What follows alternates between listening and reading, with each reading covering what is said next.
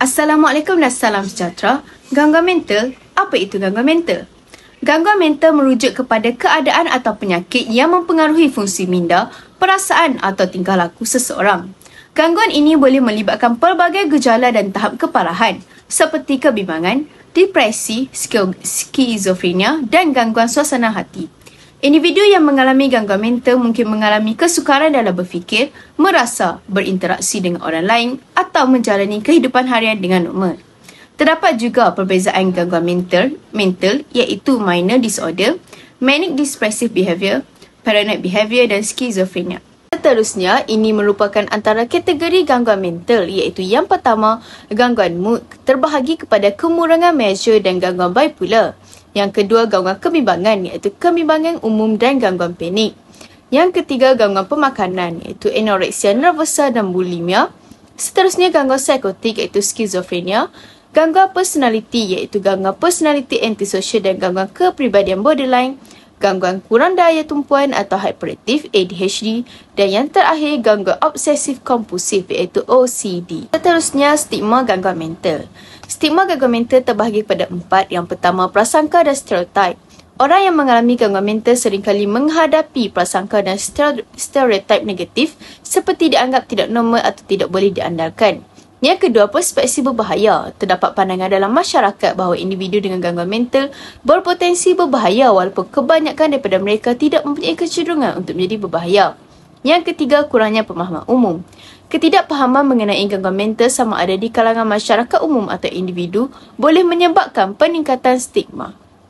Dan yang terakhir, diskriminasi sosial mengakibatkan tindakan diskriminatif sama ada dalam konteks sosial atau di tempat kerja yang mungkin memperburukkan lagi keadaan mental individu tersebut.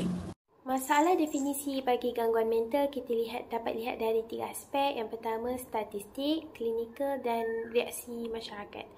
Okey, statistik. Beberapa tahap kesihatan mental hanya diukur mengikut penyataan statistik perilaku yang paling kerap dijumpai. Statistik hanya dapat menunjukkan apa yang kebanyakan orang lakukan, bukan apa yang sepatutnya mereka lakukan. Statistik adalah penilaian secara umum mengikut skala, namun skala ini hanya mampu memberi gambaran tentang tahap kesihatan tetapi tidak dapat memberitahu adakah ia normal ataupun tidak berdasarkan norma masyarakat. Okey, yang kedua, klinikal. Penyakit mental mencakup semua gangguan mental yang dapat didiagnosis yang ditandai oleh perubahan dalam cara berfikir, suasana hati ataupun perilaku yang biasanya disertai dengan kesengsaraan ataupun penurunan fungsi. Menurut Ketua Pengarah Perubatan Amerika Syarikat, beliau menyatakan bahawa kesihatan mental adalah kemampuan untuk berfikir dan berperilaku dengan baik, menjalankan aktiviti yang produktif, serta memiliki hubungan yang memuaskan dengan orang lain dan memiliki kemampuan untuk beradaptasi dengan perubahan dan mengatasi kesulitan. Okey, dari segi reaksi masyarakat pula, mengenal pasti gangguan mental dengan mengatasi pelanggaran terhadap jangkaan tingkah laku masyarakat. Pelanggaran norma ini dianggap sebagai gangguan mental sekiranya ia terjadi di luar konteks yang diterima secara sosial. Stratifikasi sosial dan gangguan mental. Yang pertama, kelas sosial. Kelas sosial merujuk kepada pembahagian masyarakat ke dalam kelompok-kelompok tertentu berdasarkan kriteria seperti pendapatan, pendidikan dan juga pekerjaan.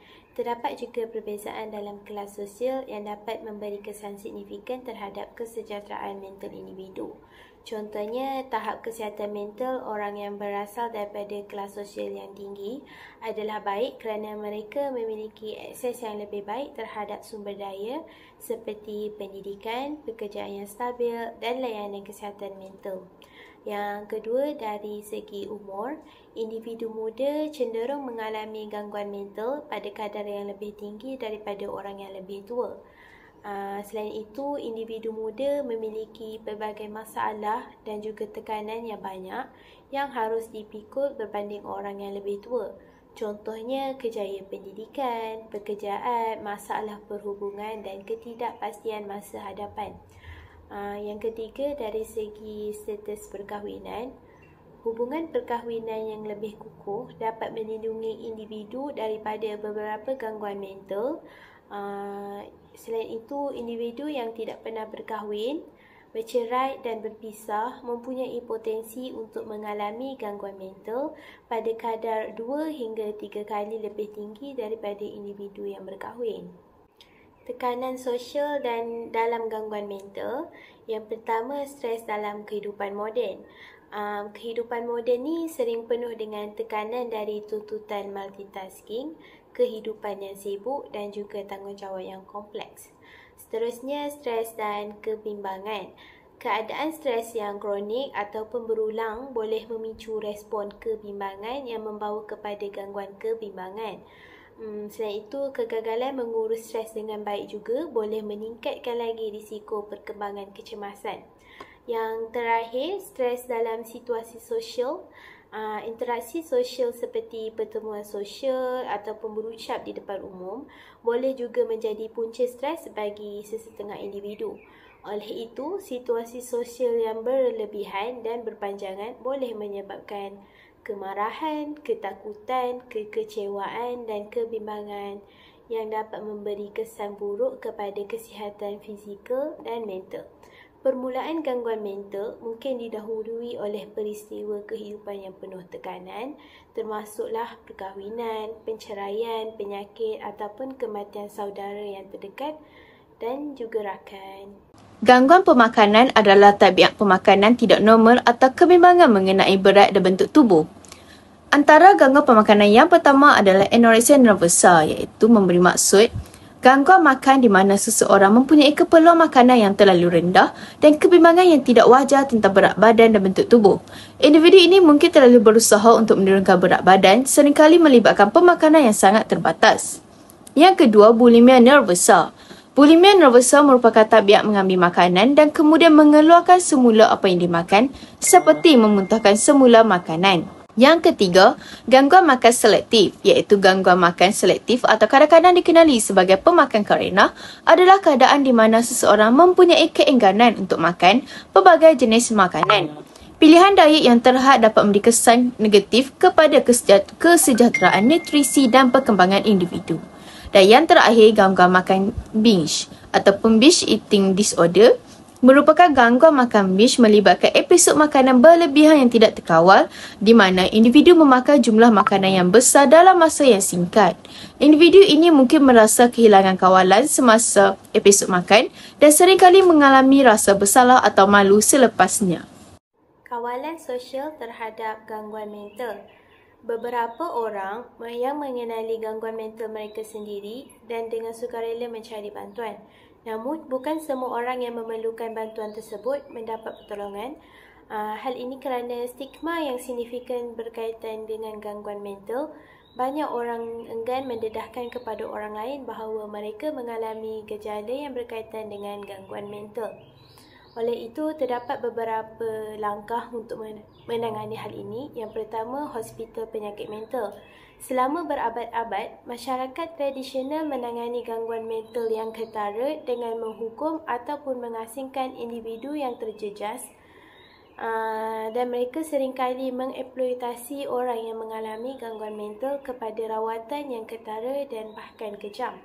Oleh itu, bermula pada abad ke-18, individu-individu ini menghadapi pengurungan di institusi yang dikenali sebagai rumah sakit mental untuk mengurangkan penyakit mereka. Yang seterusnya, program kesihatan mental komuniti. Program ini bertujuan untuk menawarkan perkhidmatan pesakit luar termasuk mereka yang sebelum ini mengalami hospitalisasi dan mereka yang tidak.